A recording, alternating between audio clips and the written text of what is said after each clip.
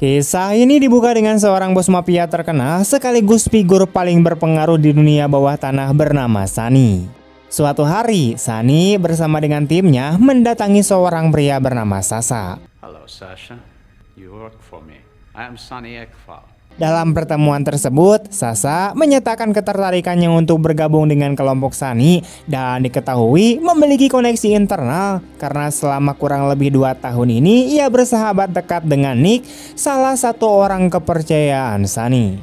Nick pun memberikan dukungan penuh dan meyakinkan bahwa Sasha akan menjadi tambahan penting bagi kelompok mereka. Meskipun demikian, Sunny dikenal sebagai sosok yang sangat berhati-hati dalam menerima anggota baru. Untuk memastikan kredibilitas Sasha, ia memutuskan untuk mengujinya menggunakan alat pendeteksi kebohongan dan menegaskan bahwa jika Sasha berbohong sedikit saja, ia tidak akan ragu untuk menghabisinya. You work for any law enforcement agencies? Are you FBI? I boost cars, that's all. I am a soldier trained in the art of killing, not interrogation.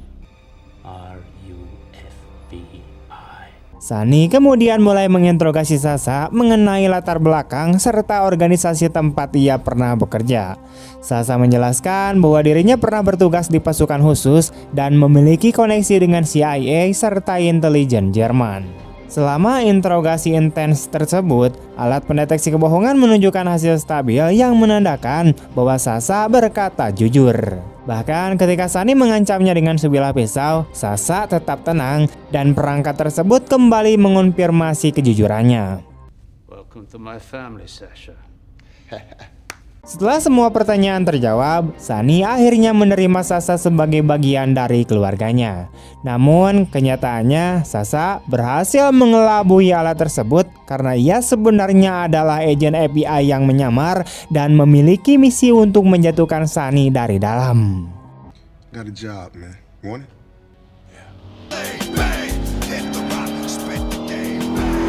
Beberapa waktu kemudian, Sunny menugaskan Nick dan Sasha untuk pergi ke sebuah pabrik narkoboy miliknya guna mengawasi pengiriman barang ilegal yang harus segera dikirim ke Rusia keesokan paginya. Nick pun langsung mengerahkan anak buahnya untuk mempersiapkan pengiriman tersebut. Akan tetapi, situasi mendadak berubah ketika Agent Williams, yaitu kepala FBI, muncul bersama timnya. Special Agent Williams, I'm with the FBI.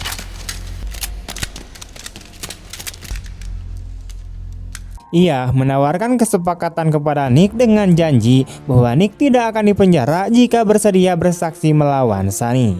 Namun, Nick yang telah lama setia kepada Sunny menolak tawaran tersebut. Sasha mencoba membujuk Nick agar menyerah demi menghindari jatuhnya korban, tetapi keteguhan Nick justru memicu baku tembak sengit antara kedua pihak.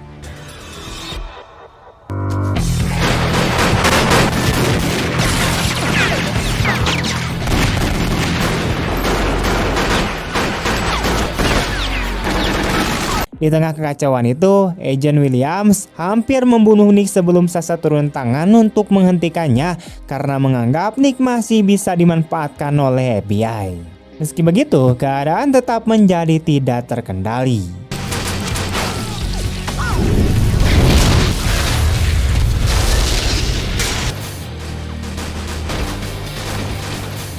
Nick akhirnya ditangkap, sementara Sasha tertembak parah akibat tembakan Agent Williams.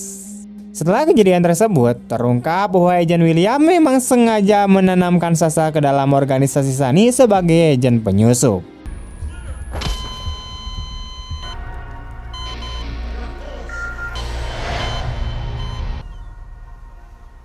Delapan bulan kemudian, Sasha yang telah pulih sepenuhnya mendapati dirinya berada di penjara Alcatraz, sebuah penjara yang terletak di pulau terpencil di tengah laut. Di tempat itu, ia terkejut melihat Nick dan dari sinilah terungkap bahwa FBI sengaja mengirim Sasha ke penjara tersebut untuk menjalankan misi lanjutan, yaitu mendekati kembali Nick dan membujuknya agar bersaksi melawan kejahatan Sunny. Sementara itu di kota, kita diperkenalkan dengan Hartman, seorang pejabat kota yang menggelar konferensi pers mengenai penjara Alcatraz. Ia menjelaskan bahwa penjara tersebut sebelumnya ditutup pada tahun 1963 karena kondisi yang tidak layak, namun wali kota yang sekarang menjabat memutuskan untuk membukanya kembali dengan jaminan bahwa fasilitasnya telah diperbaiki dan berada dalam kondisi yang sangat baik. Give him a good soundbite, Donnie. Alcatraz is a bad place for bad people. Kembali ke dalam penjara, Sasa dan para tahanan baru bersiap memasuki sel masing-masing setelah melalui pemeriksaan metal detektor. Ketika giliran Sasa tiba, alat tersebut pun berbunyi. Seorang sipir langsung mencurigainya dan memaksanya mengakui adanya benda logam tersembunyi. Meskipun Sasa bersikeras bahwa ia tidak membawa apapun, sipir tersebut tetap tidak percaya dan kemudian menyetrumnya dengan menggunakan taser. Tindakan itu memicu kemarahan Sasa hingga ia melawan.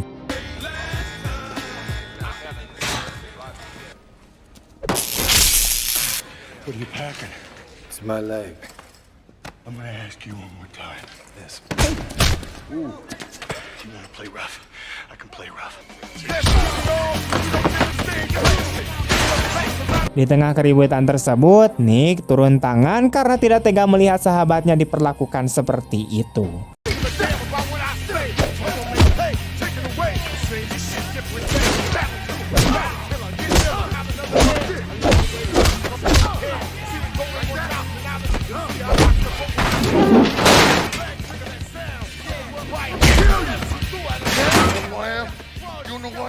Keributan pun dihentikan oleh kepala Warden bernama Juan Ruiz yang kemudian memeriksa Sasa dengan tenang. Dari pemeriksaan itu, Ruiz menemukan bahwa alarm berbunyi akibat implan logam di kaki Sasa yang berasal dari cedera lama.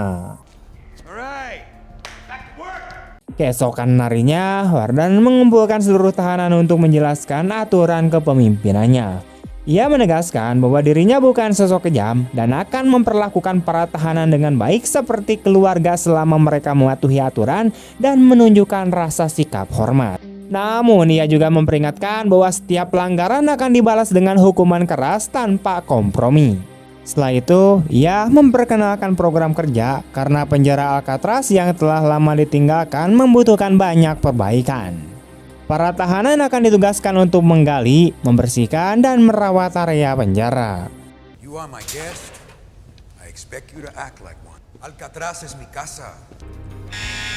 Tidak lama kemudian, para tahanan menyaksikan kedatangan Lester McKenna, seorang narapidana terkenal yang berada di Death Row karena mencuri emas batangan senilai $200 milik seorang pejabat korup. Lokasi emas tersebut menjadi misteri besar karena hanya Lester yang mengetahuinya. Bahkan wali kota pernah menawarkan penghapusan hukuman mati jika Lester mau mengungkap lokasi emas, tetapi Lester memilih menerima nasibnya tanpa alasan yang diketahui siapapun. Who is this guy? I'm a man with 50 minutes to live.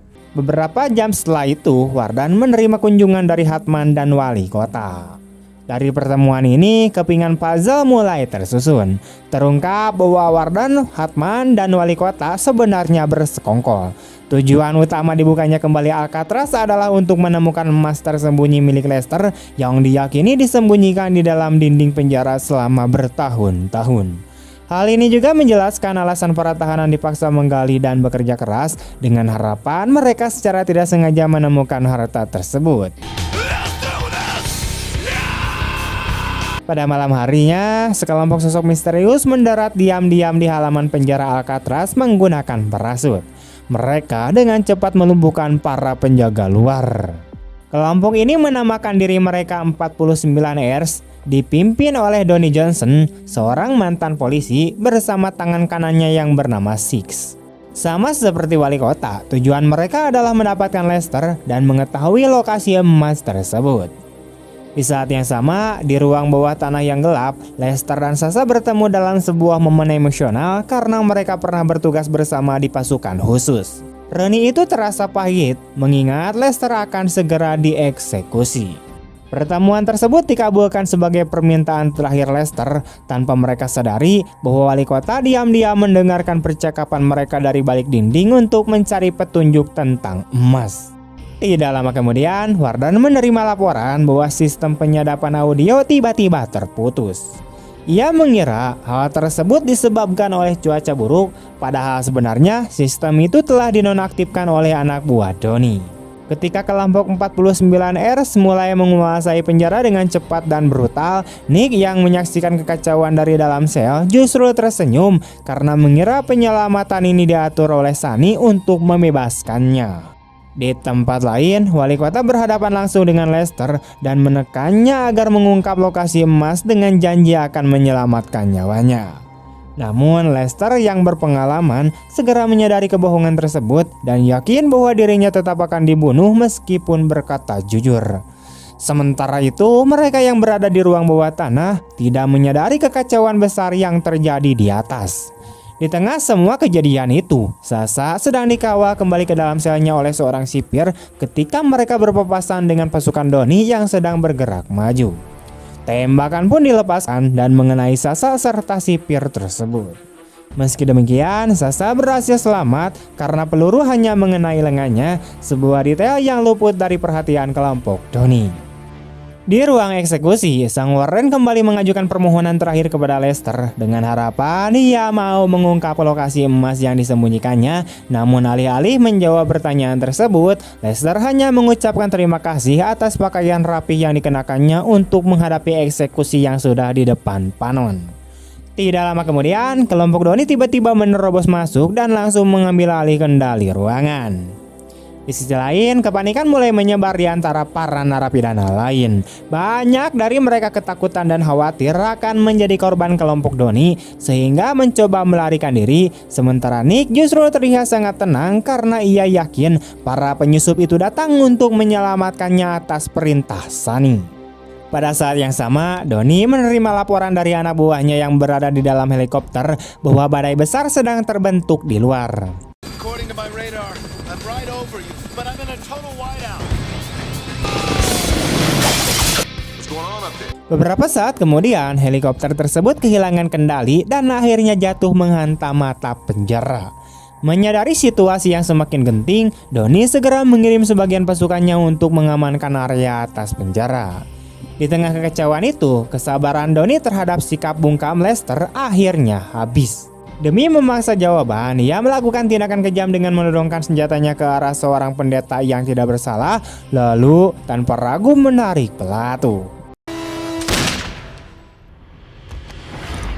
Dentuman tembakan dan robohnya tubuh sang pendeta menciptakan keterkejutan besar di dalam ruangan. Diliputi rasa bersalah yang mendalam, hati Lester hancur karena meyakini bahwa keputusannya untuk tetap diam telah menyebabkan kematian orang tak bersalah. Beberapa mil jauhnya dari markas FBI, kabar buruk datang ketika Coast Guard melaporkan bahwa sebuah helikopter jatuh tepat di atas penjara Alcatraz. Agent Williams langsung dilanda kecemasan luar biasa karena ia tahu Sasha, agen FBI yang sedang menyamar, berada di tengah kekacauan tersebut. Sementara itu, ketegangan antara Sasha, Nick, dan Six terus meningkat dan rasa bahaya yang familiar terasa semakin kuat.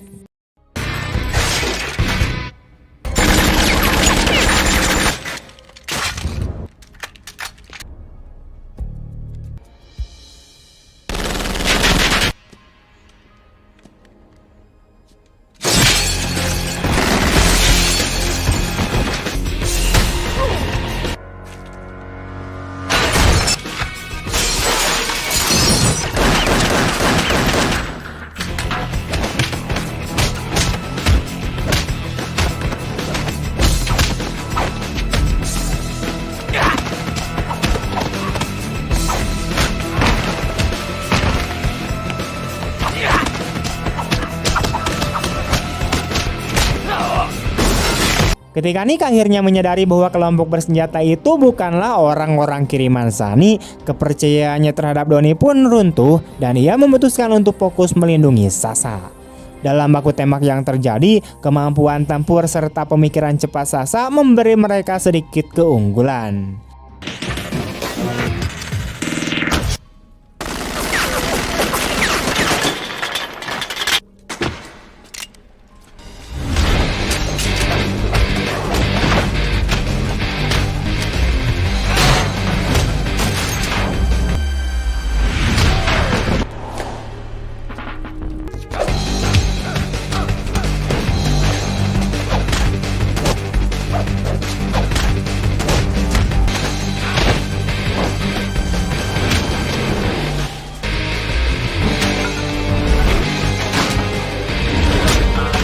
Setelah Zeke mundur sementara, Sasha dan Nick sempat mengendalikan situasi meskipun ancaman masih jauh dari selesai. Di markas FBI, ketakutan terbesar Agent William menjadi kenyataan ketika ia menerima panggilan telepon dari Donnie yang menyampaikan ancaman keras agar FBI tidak ikut campur.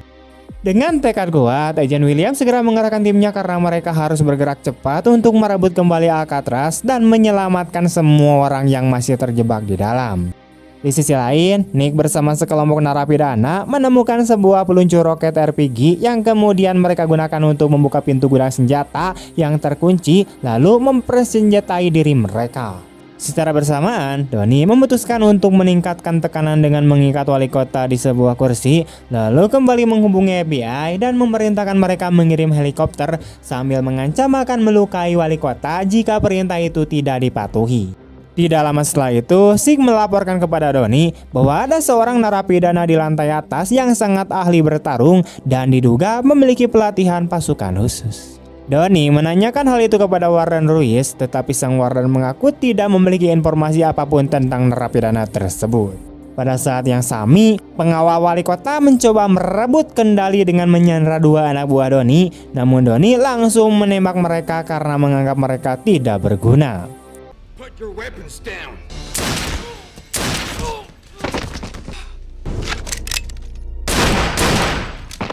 Di luar dugaan, kedua orang itu ternyata mengenakan rompi anti peluru dan berhasil melumpuhkan para pengawal. Setelah itu, Donnie mendatangi Hartman dan terungkap bahwa Hartman lah yang memberi informasi kepada kelompok Donnie mengenai emas tersebut. Di tengah kekacauan yang terus berlangsung, Sasha dan para narapidana melancarkan serangan mendadak ke ruang eksekusi menggunakan granat asap. Mereka berhasil menyelamatkan Lester meskipun terpaksa meninggalkan wali kota yang masih terikat karena situasi terlalu bahaya untuk membebaskannya.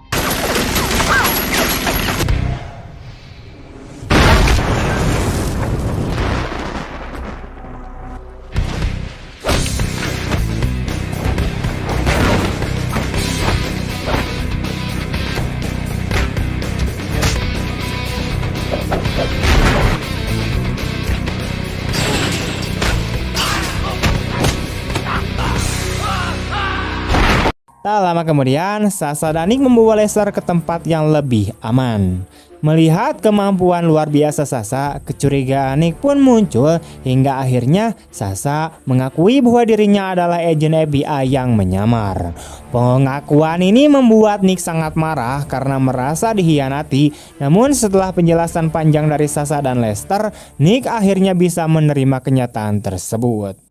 Sementara itu, FBI mengirim helikopter ke penjara sesuai permintaan Donnie, dan setelah tim FBI diturunkan, mereka segera mundur, sementara Donnie dan kelompoknya tetap tinggal karena masih membutuhkan Lester untuk mengetahui lokasi emas. Tidak lama kemudian, Sasha menghubungi Donnie dan mengusulkan pertukaran, yaitu Lester ditukar dengan wali kota. Donnie menyetujui rencana tersebut karena target utama mereka memanglah si Lester. Dalam sebuah twist tak terduga, ide pertukaran ini ternyata berasal dari Lester sendiri karena ia yakin wali kota hanyalah boneka Hartman. Beberapa saat kemudian, para narapidana terlihat bersiap dengan senjata mereka menjelang pertukaran besar itu. Tak lama berselang, Sasha dan Nick berada di atas bangkai helikopter yang sebelumnya jatuh di atap penjara. Saat Sasha menghubungi FBI untuk memberikan laporan tersebut, Agent Williams memintanya memastikan pertukaran berjalan lancar agar tidak terjadi baku tembak, serta memberitahu bahwa tim FBI hampir tiba di pulau. Setelah itu, Sasha mengungkapkan kepada Nick alasan sebenarnya ia ingin menjatuhkan Sunny, yaitu karena Sunny bertanggung jawab atas kematian istri Sasha. Mendengar hal tersebut, Nick akhirnya memahami motif Sasha dan mulai merasa kecewa terhadap Sunny karena tidak pernah berusaha menyelamatkannya. Sementara itu, Donnie dan timnya tiba di lokasi pertukaran, mengambil si Lester dan membebaskan wali kota. Namun di tengah proses tersebut, salah satu narapidana tiba-tiba menyerang anak buah Donnie yang memicu baku tembak besar. Dalam kekacauan itu, Warden berhasil mengepung Hartman, sementara Donnie dan salah satu anak buahnya berhasil melarikan diri bersama Lester dan wali kota.